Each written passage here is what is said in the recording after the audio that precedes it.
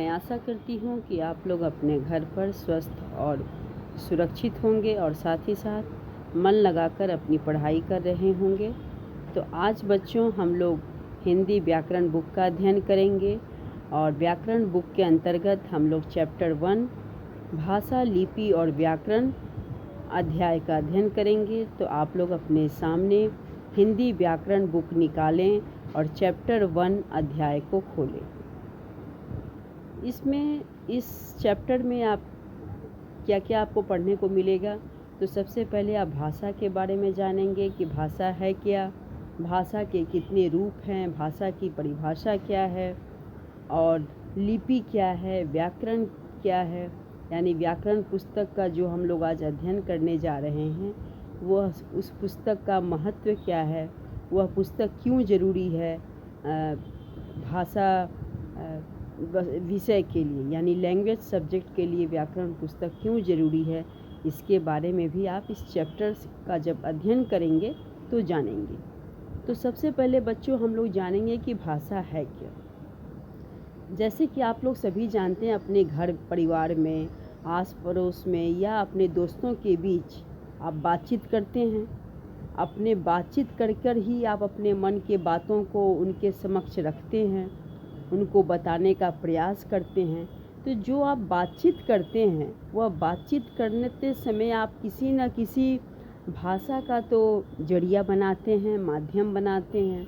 और वह भाषा कोई भी हो, चाहे वह हिंदी हो, बांग्ला हो, अंग्रेजी हो या आपकी अपनी कोई भाषा जैसे कि मराठी, तेलुगु, तमिल, उड़िया, ये सब भाषा हो, या आप बोली का प्रयोग करें। बोली मतलब क्षेत्रीय बोली भाषाओं का, जिसमें आपका मैथिली, भोजपुरी, अवधी, ब्रज, गढ़वाली, इस तरह की ये बोलियां जो हैं इनका आप प्रयोग कर सकते हैं।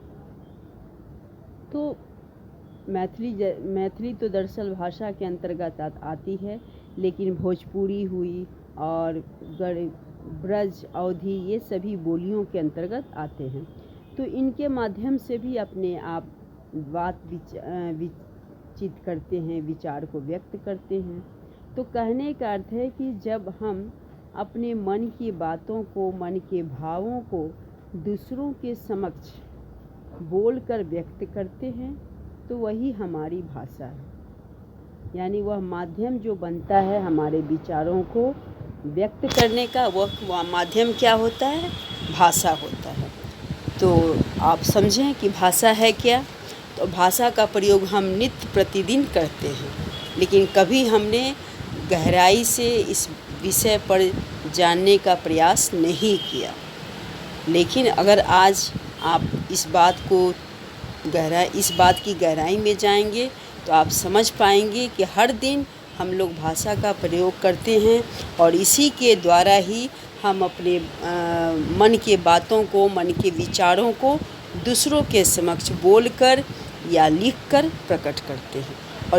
और यह माध्यम जो बनाने का काम होता है, उसके द्वारा हम भाषा को ही माध्यम बनाते हैं। तो आज बच्चों हम लोग उसी के अंतर्गत पढ़ेंगे इस पाठ में क्या, भाषा द्वारा उसके विभिन्न रूपों के बारे में पढ़ेंगे और इसके साथ साथ व्याकरण का अध्ययन कितने स्तरों में किया जाता है इसमें हम जानेंगे। तो सबसे पहले भाषा की परिभाषा क्या है। तो भाषा एक ऐसा माध्यम है जिसके द्वारा मनुष्य अपने मन के भावों तथा विचारों का आदान प्रदान अन्य लोगों के साथ करता है। तो भाषा माध्यम बनने का काम करता है। अब भाषा के भेद, भाषा के कितने भेद होते हैं। तो भाषा के 2 भेद होते हैं, मौखिक और लिखित। मुख्यतः भाषा के 2 ही भेद होते हैं। मौखिक भाषा, जब मनुष्य अपने मन के भावों तथा विचारों को बोलकर अथवा कहकर दूसरों तक पहुंचाता है तो वह मौखिक भाषा कहलाती है। और जैसे मौखिक भाषा के उदाहरण में वार्तालाप करना, वाद विवाद करना, इसके बाद आप भाषण देना, ये सभी मौखिक भाषा के उदाहरण हैं, जिसमें हम अपने मन के भावों को, विचारों को बोलकर प्रकट करते हैं। लिखित भाषा में जब मनुष्य अपने मन के भावों तथा विचारों को लिखकर दूसरों तक पहुंचाता है तो वह लिखित भाषा कहलाती है। यानी जब हम अपने मन के भाव या विचार को लिखकर व्यक्त करते हैं तो यह हमारी लिखित भाषा होती है। और इसके उदाहरण में आप देखें, पत्र लेखन या निबंध लेखन, कहानी लेखन, ये सब लिखित भाषा के उदाहरण हुए। यानी इसके द्वारा हम अपने बातों को लिखकर प्रकट करते हैं। समाचार पत्र, ये भी लिखित भाषा के ही उदाहरण में आएंगे। अब हम जानेंगे अगले भाषा में सांकेतिक भाषा। जब हम अपने मन के भावों को संकेत के माध्यम से व्यक्त करते हैं तो वह सांकेतिक भाषा कहलाती है। जब हम अपने मन के भावों और भावों को संकेतों के माध्यम से व्यक्त करते हैं तो वह हमारी सांकेतिक भाषा कहलाती है। मन के भाव और विचार को संकेत के द्वारा, इशारा के द्वारा जब हम अपने बात को रखते हैं तो वह हमारी सांकेतिक भाषा कहलाती है। लेकिन व्याकरण की दृष्टि से भाषा के मुख्यतः दो भेदों का ही प्रयोग किया जाता है। और जो सांकेतिक भाषा का जहाँ तक उल्लेख किया गया है तो प्रायः हमारे समाज में इसका उतना प्रयोग नहीं होता है लेकिन बहुतायत रूप में नहीं होता। यानी कहने का अर्थ है कि ज़्यादा विस्तृत रूप में नहीं किया जाता है। होता कैसे है, मूक बधिरों के लिए सांकेतिक भाषा का प्रयोग किया जाता है। और ट्रैफिक पुलिस जो यातायात के नियमों के बारे में जो बताते हैं तो उस समय भी वह सांकेतिक भाषा का प्रयोग करते हैं। यहाँ तक कि जब आप देखते हो क्रिकेट मैच में अंपायर जो है वो सांकेतिक भाषा के द्वारा आउट होने का, या जब बल्ला से गेंद स्टेडियम के बाहर जाता है तो उसे वो छक्के का संकेत के द्वारा ही वो निर्देश देता है। यानी कहने का अर्थ है कि वो हाथ उठाकर ही यह बताता है कि यह खिलाड़ी जो है वो आउट हो चुका है या वह छक्का लगा हुआ है गेंद पर। तो इस तरह से यहाँ पर वो सांकेतिक भाषा का प्रयोग करता है। तो प्रायः हमें इस तरह सांकेतिक भाषा का अपना ये प्रयोग होते हुए समाज में कम ही हम देखते हैं। ज़्यादातर हम मौखिक भाषा और लिखित भाषा का ही प्रयोग करते हैं। अब हम जानेंगे कि मातृभाषा है क्या। मातृभाषा वह भाषा है जो व्यक्ति सबसे पहले अपने घर परिवार से सीखता है। मातृभाषा में कोई चीज़ समझना किसी भी व्यक्ति के लिए बहुत आसान होता है। अब बच्चों, ये जानने वाली बात है कि मातृभाषा में कोई भी चीज़ समझना आसान क्यों होता है। क्यों इसलिए होता है क्योंकि बच्चा जो है वो बचपन से ही वह उसी भाषा में पला बढ़ा होता है। यानी पालन पोषण उस बच्चे की परवरिश उसी भाषा में होती है, जिस कारण उसे अपनी मातृभाषा में कोई बात को समझना या कोई बात को समझने में परेशानी नहीं होती है। वो सरलता से अपनी मातृभाषा में उस बात को समझ लेता है। तो समझने के पीछे मैंने कारण भी बताया, क्योंकि उस बच्चे का परवरिश जो है या पालन पोषण जो है वह उसकी मातृभाषा में ही होती है। और मातृभाषा क्या कहलाता है? जिस भाषा को बच्चा अपने कानों से सुनता है जब बच्चे का जन्म होता है, और जन्म होने के बाद जब वह अपने परिवार के सदस्यों के मुख से जिस भाषा को सुनता है वही उसकी मातृभाषा होती है। और वही सुनकर उस भाषा को सुनकर बच्चा जो है वो बोलना सीखता है और फिर वह अपनी मातृभाषा में बोलना शुरू करता है। तो इस तरह से सबसे पहले यानी बच्चे की शुरुआत जो है वो मातृभाषा से ही होती है।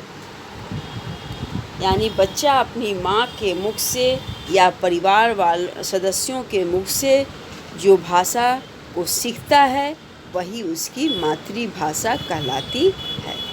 समझ में आया बच्चों? अब हम आगे जानेंगे राजभाषा कि राजभाषा है क्या। तो हिंदी को भारत की राजभाषा के रूप में 14 सितंबर सन 1949 को स्वीकार किया गया। 14 सितंबर सन 1949 में पारित भारत के संविधान के अनुच्छेद 343 के अनुसार हिंदी को भारत की राजभाषा की मान्यता प्राप्त हुई है। यानी कहने का अर्थ है कि हिंदी को भारत की राजभाषा के रूप में 14 सितंबर 1949 को मान्यता दी गई या स्वीकारा गया।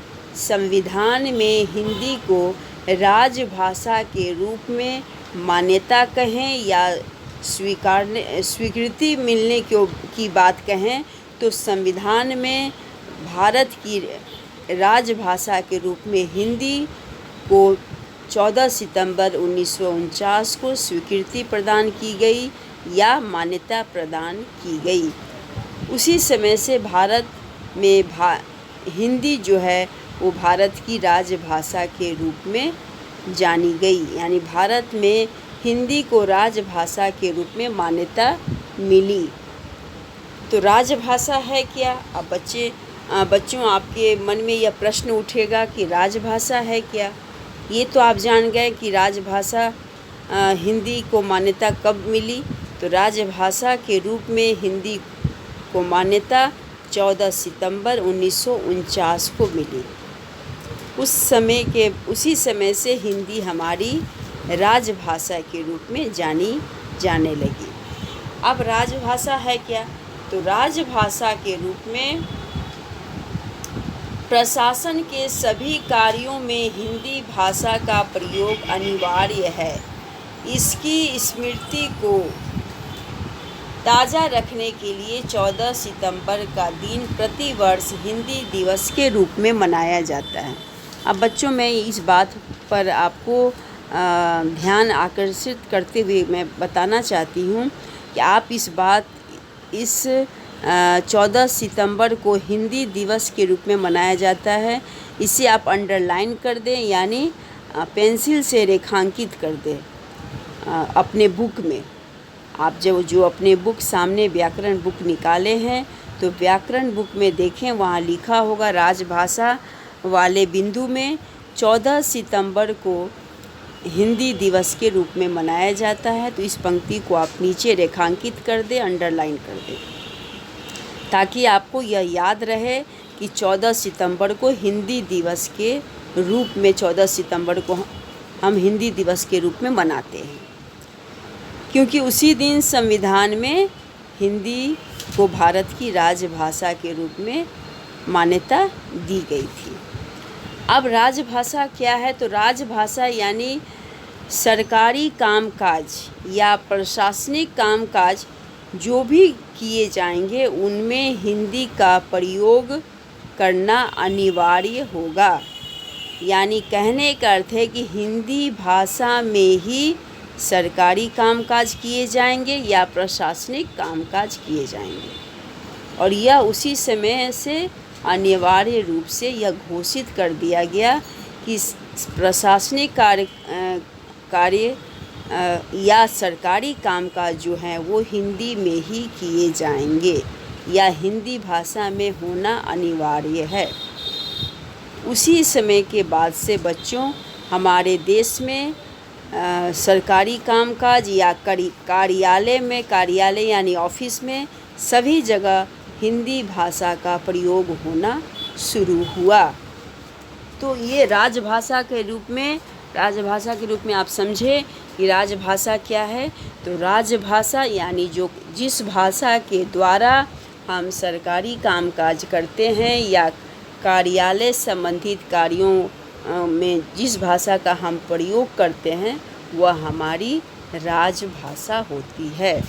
राजभाषा के द्वारा ही हम उन कार्यों का निष्पादन करते हैं, उन कार्यों को संपन्न करते हैं। ठीक है, समझ में आया आप लोगों को राजभाषा के बारे में।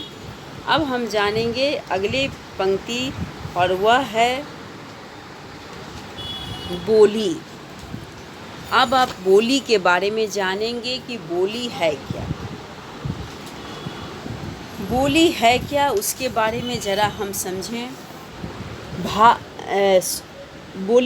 लिपि। लिपि क्या है?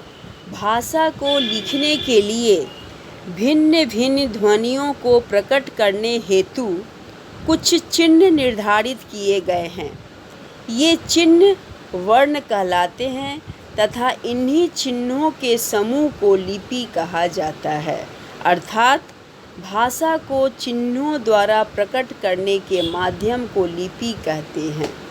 अब यहाँ पर समझने का प्रयास करो बच्चों कि भाषा को लिखने के लिए, यानी हमारी भाषा भी क्या है? हिंदी। हम हिंदी भाषा का अध्ययन कर रहे हैं तो हम अपनी भाषा पर ही हम जानने का प्रयास करेंगे कि हमारी भाषा के लिखने की ढंग। तो भाषा को लिखने के लिए भिन्न भिन्न ध्वनियों को प्रकट करने हेतु कुछ चिन्ह निर्धारित किए गए हैं।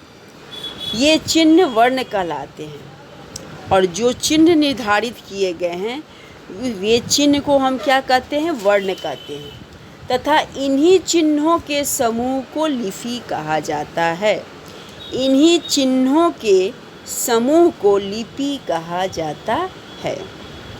अर्थात भाषा को चिन्हों द्वारा प्रकट करने के माध्यम को लिपि कहते हैं।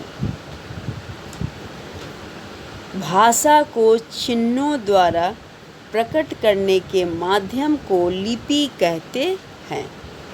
यह लिपि यानी चिन्ह जो निर्धारित किए जाते हैं, भाषा को लिखने के लिए जो चिन्ह निर्धारित किए जाते हैं तो उस चिन्ह को ही हम क्या कहते हैं? लिपि कहते हैं। अब हम जानेंगे कि हमारी हिंदी भाषा की लिपि क्या है। तो हमारी हिंदी भाषा की लिपि देवनागरी है। यहाँ पर देखो बच्चों, बहुत सी भाषाओं की लिपि लिखी हुई आपको दिख रही है। सबसे पहले पंजाबी भाषा की लिपि है गुरुमुखी। आप ये सभी याद कर लेंगे, सभी भाषाओं की लिपियों को। उर्दू भाषा की लिपि फारसी, असमिया की लिपि असमी, तमिल की लिपि तमिल, अंग्रेजी की लिपि रोमन, उड़िया की लिपि उड़िया, तेलुगु की लिपि तेलुगु, मलयालम की लिपि मलयालम, कन्नड़ की लिपि कन्नड़ और बंगला की लिपि बंगाली। तो इस तरह से आप यहाँ देखें सभी भाषाओं की लिपियों का उल्लेख किया गया है, लेकिन हिंदी भाषा की लिपि का यहाँ उल्लेख नहीं है। तो मैं आपको बता देती हूँ, हमारी हिंदी भाषा की लिपि है देवनागरी, यानी हिंदी भाषा को हम देवनागरी लिपि में लिखते हैं। ठीक है, अब आगे हम जानेंगे बच्चों कि व्याकरण है क्या। मतलब कि जिस पुस्तक का आप अध्ययन कर रहे हैं वह पुस्तक कौन सा है? व्याकरण की। वह पुस्तक व्याकरण की है। तो व्याकरण पुस्तक है क्या? व्याकरण पुस्तक का हमें अध्ययन क्यों करना चाहिए? ऐसा क्या ज़रूरी है अध्ययन करना कि हमें इस पुस्तक को पढ़ना पड़ेगा ही? भाषा से संबंधित जो भी भाषा विषय है, चाहे आपकी भाषा हिंदी हो, बांग्ला हो, अंग्रेजी हो, उर्दू हो, तमिल, तेलुगु, कोई भी भाषा हो, किसी भी भाषा का जब आप अध्ययन करेंगे तो उस भाषा को शुद्धता देने के लिए, भाषा को शुद्धता प्रदान करने के लिए, सही ढंग से लिखने के लिए, सही ढंग से बोलने के लिए आपको व्याकरण पुस्तक की आवश्यकता पड़ेगी। यानी जब तक हम व्याकरण पुस्तक का अध्ययन नहीं करेंगे तब तक हम अपनी भाषा के बारे में सही रूप से नहीं जानेंगे। और दूसरी बात, हम अपनी भाषा को शुद्धता प्रदान नहीं कर पाएंगे। तो इसलिए हमें व्याकरण पुस्तक का अध्ययन करना अनिवार्य है, ज़रूरी है। जैसे कि बच्चों, आप लोग अंग्रेजी पुस्तक पढ़ते हो, यानी इंग्लिश जब आप पढ़ते हो तो उसके लिए आपको इंग्लिश ग्रामर पुस्तक का अध्ययन करना पड़ता है। और इंग्लिश ग्रामर पर आप ज़्यादा फोकस देते हो, ज़्यादा ध्यान देते हो। क्यों? क्योंकि उसके माध्यम से आप बहुत कुछ सीखते हो। टेंस सीखते हो, एडजेक्टिव सीखते हो, नाउन, प्रोनाउन, वर्ब, एडवर्ब, बहुत सारी बातें उसमें सीखते हो। और जिसके द्वारा आप अंग्रेजी भाषा के बारे में जान पाते हो। आप अंग्रेजी भाषा के सेंटेंसेस बनाने के बारे में आप सीख पाते हो कि जब तक आप उस इंग्लिश भाषा की ग्रामर का अध्ययन नहीं करोगे तब तक आप अंग्रेजी भाषा में आप सेंटेंस बना नहीं सकते हो, एक वर्ड नहीं लिख सकते हो, एक शुद्ध ढंग से आप अंग्रेजी का एक वर्ड बोल नहीं सकते हो। तो ठीक उसी प्रकार हिंदी में भी, यानी अभी जिस भाषा का हम अध्ययन कर रहे हैं वो हमारी भाषा क्या है? हिंदी। तो ठीक उसी प्रकार हिंदी में भी बच्चों, जब तक आप हिंदी भाषा के ग्रामर वे पुस्तक का अध्ययन नहीं करेंगे, हिंदी भाषा के व्याकरण पुस्तक का अध्ययन नहीं करेंगे, तब तक आप हिंदी भाषा में सही ढंग से लिखना, बोलना और पढ़ना नहीं सीख पाएंगे। ना आप वाक्य बनाना सीख पाएंगे, ना आप शुद्ध रूप से शब्द लिखना सीख पाएंगे, ना शुद्ध रूप से आप बोलना सीख पाएंगे। तो आपने जाना कि व्याकरण पुस्तक के द्वारा हम किन किन बातों का ज्ञान अर्जित करते हैं। तो व्याकरण पुस्तक के द्वारा हम शब्द बनाना, शब्दों के बारे में, वर्णों के बारे में, वाक्यों के बारे में, इन सभी, इसके साथ ही साथ और भी कई बिंदुएं हैं जिसके द्वारा हम अध्ययन करके व्याकरण अपनी भाषा को प्रगाढ़ और सुंदर बनाते हैं, शुद्ध बनाते हैं। तो इसलिए बच्चों, व्याकरण पुस्तक पढ़ना हमारे लिए उतना ही अनिवार्य है। टेक्स्ट बुक से ज़्यादा आपको व्याकरण पुस्तक पर ध्यान देना चाहिए। चाहे आप कोई भी भाषा का अध्ययन करें, अगर आप अंग्रेजी भाषा का अध्ययन करते हैं तो आपको इंग्लिश ग्रामर पर ज़्यादा ध्यान देना होगा। अगर आप हिंदी भाषा का अध्ययन कर रहे हैं तो आपको हिंदी व्याकरण में पूरा आप उस भाषा, हिंदी व्याकरण के बारे में आपको गहराई से अध्ययन करनी होगी। तभी आप अपनी भाषा के बारे में अच्छी तरह से समझ पाएंगे, भाषा को अच्छी तरह से शुद्धता प्रदान कर पाएंगे, सही ढंग से लिखना सीख पाएंगे, सही ढंग से आप बोलना सीख पाएंगे। तो अब देखिए, यहाँ पर देखिए बुक में लिखा भी है कि वह शास्त्र जो भाषा के शुद्ध रूप से शुद्ध लेखन तथा शुद्ध वाचन के लिए भाषा के आवश्यक नियमों की जानकारी दे उसे व्याकरण कहते हैं। मैं इसे ही आपको अपनी भाषा में मैंने सिखाया, आपके सामने बातों को रखी। बुक में जो लिखा है उसी को मैंने अपनी भाषा में आपके सामने बातों को रखी कि जिस बुक के द्वारा, यानी जिस व्याकरण पुस्तक के द्वारा हम अपनी भाषा को शुद्धता प्रदान करते हैं, हम अपनी भाषा को शुद्ध रूप से लिखना, बोलना और पढ़ना सीखते हैं, उसे हम व्याकरण कहते हैं। ठीक है। व्याकरण के ज्ञान के बिना किसी भी भाषा का समुचित ज्ञान नहीं हो सकता है। जैसे कि बच्चों, मैंने इसके पहले आपको विस्तार से बताने का प्रयास किया कि व्याकरण पुस्तक का अध्ययन करना क्यों अनिवार्य है। तो अब आपने जाना कि जब तक हम व्याकरण पुस्तक का अध्ययन नहीं करेंगे तब तक हम किसी भी भाषा का ज्ञान अर्जित नहीं कर सकते या किसी भी भाषा का हमें ज्ञान नहीं हो सकता है। भाषा को सीखने के लिए उसके वर्णों, शब्दों तथा वाक्यों का ज्ञान होना आवश्यक है। अतः व्याकरण में वर्णों, शब्दों तथा वाक्यों पर विचार किया जाता है।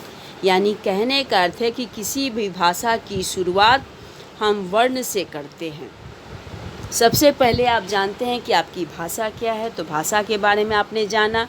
इसके बाद आप उस भाषा से संबंधित वर्णों के बारे में जानेंगे और इसकी जानकारी आपको कहाँ मिलेगी, तो इसकी जानकारी आपको इस व्याकरण पुस्तक के अंतर्गत ही मिलेगी।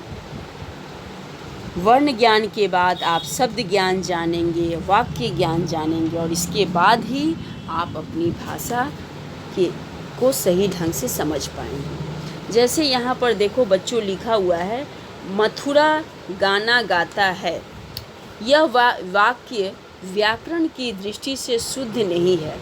इसको इस प्रकार से शुद्ध रूप से लिखा जा सकता है, मथुरा गाना गाती है। अब देखो, जैसे कि नाम से आपको स्पष्ट लग रहा है कि यह नाम कोई लड़की का है, यानी इसमें आपको वचन के अनुसार, इसमें आपको लिंग के अनुसार, लिंग देखकर आपको वाक्य को शुद्धता प्रदान करना है। तो यहाँ पर लिखा हुआ कि मथुरा गाना गाता है, तो सही रूप से क्या होगा वाक्य इसका, कि मथुरा गाना गाती है। तो लिंग के अनुसार हम वाक्य को सही रूप से शुद्धता प्रदान किए। व्याकरण के भाग, व्याकरण के 4 भाग होते हैं, यानी व्याकरण को 4 भागों में बांटा गया है और उन 4 भागों के द्वारा हम बहुत सारी बातों का अध्ययन करते हैं, बहुत सारी बिंदुओं के बारे में हम जानते हैं, बहुत सारे मुख्य बातें जो हैं इन 4 भागों में हम पढ़ पाते हैं। तो इसलिए ये इन्हें 4 भागों में बांटा गया है, वर्ण विचार, शब्द विचार, वाक्य विचार या रूप या पद विचार। इस तरह से बच्चों इन 4 भागों के द्वारा हम व्याकरण पुस्तक में बहुत जुड़ी हुई बातों का अध्ययन करते हैं। वर्ण विचार में प्रत्येक शब्द कई वर्णों से मिलकर बनता है। वर्ण विचार के अंतर्गत वर्णों के आकार, उच्चारण और उनके मेल से शब्द निर्माण का अध्ययन किया जाता है। यानी वर्ण विचार में हमें बहुत सारे इस तरह की बातें अध्ययन करने को मिलते हैं। और उसमें क्या क्या, तो उसमें हमें सबसे पहले वर्णों के आकार, वर्णों के भेद, उच्चारण, वर्णों के उच्चारण कहाँ से होते हैं, किस तरह से, किसकी सहायता से होते हैं, उसके बारे में हम लोग अध्ययन करते हैं। उनके मेल से शब्द निर्माण का अध्ययन करते हैं कि वर्णों के मेल से शब्द कैसे बनते हैं।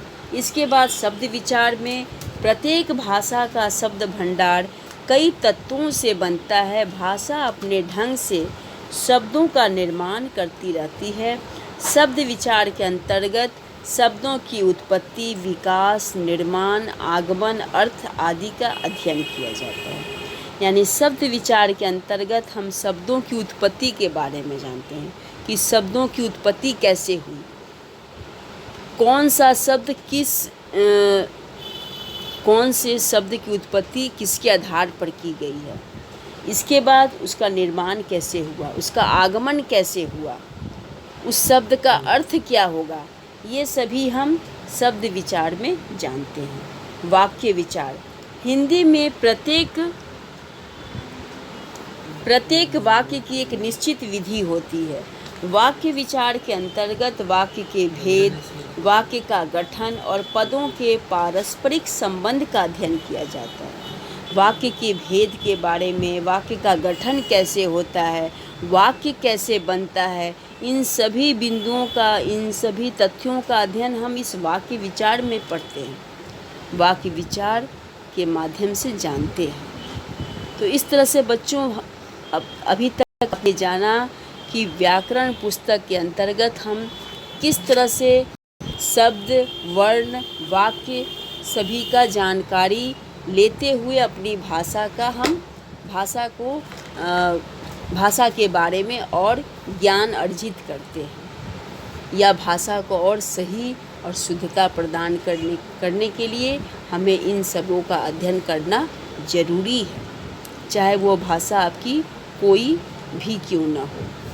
इसके बाद पद विचार में प्रत्येक शब्द की अपनी स्वतंत्र सत्ता होती है। जब शब्द को वाक्य में प्रयुक्त किया जाता है तो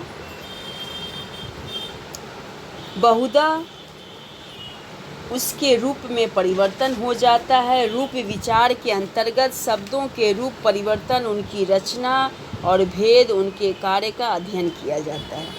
यानी वाक्य विचार के बाद हम रूप या पद विचार के बारे में अध्ययन करते हैं। वह किस तरह से उसका रूप परिवर्तन होता है, उसकी रचना कैसे होती है, उसके भेद कितने होते हैं, उन भेदों का अध्ययन हम करते हैं, उसके बारे में गहराई से जानते हैं। तो इस तरह से बच्चों, आज हमने जाना इस अध्याय के माध्यम से कि हमारी भाषा क्या है, हम उस भाषा का कैसे अपने दैनिक जीवन में प्रयोग करते हैं, मातृभाषा क्या है, भाषा के कितने रूप होते हैं, लिपि क्या है, बोली क्या है, व्याकरण क्या है और व्याकरण के कितने भाग हैं। तो व्याकरण के भागों में जाने। और बोली क्या है, तो बोली तो जैसे कि यहाँ पर बुक में नहीं है लेकिन मैं बताती हूँ। बोली भाषा का ही अर्धविकसित रूप है और जिसका प्रयोग सीमित क्षेत्रों में किया जाता है। यानी कहने का अर्थ है कि भाषा का प्रयोग विस्तृत क्षेत्रों में किया जाता है। भाषा का फैलाव बड़ा होता है, बोली का क्षेत्र छोटा होता है। तो बोली जो है, बोली को संविधान में दर्जा नहीं दी गई है, भाषा को संविधान में मान्यता दी गई है। बोली छोटे क्षेत्रों में बोली जाती है और बोली के में भी हम लोग बातचीत करते हैं, अपने मन के विचारों को रखते हैं। तो इस तरह से बच्चों, आज मैंने जो भी बातें आपके समक्ष रखी, तो मैं आशा करती हूँ कि आपने इस अध्याय से संबंधित सभी बातों का अच्छी तरह से अध्ययन किए होंगे और इस अध्याय को ज़रूर एक बार फिर से पढ़ेंगे। तभी आप मेरी सारी बातों, पढ़ाई हुई बातों को आप अच्छी तरह से समझ पाएंगे और उसको गहराई से जान पाएंगे।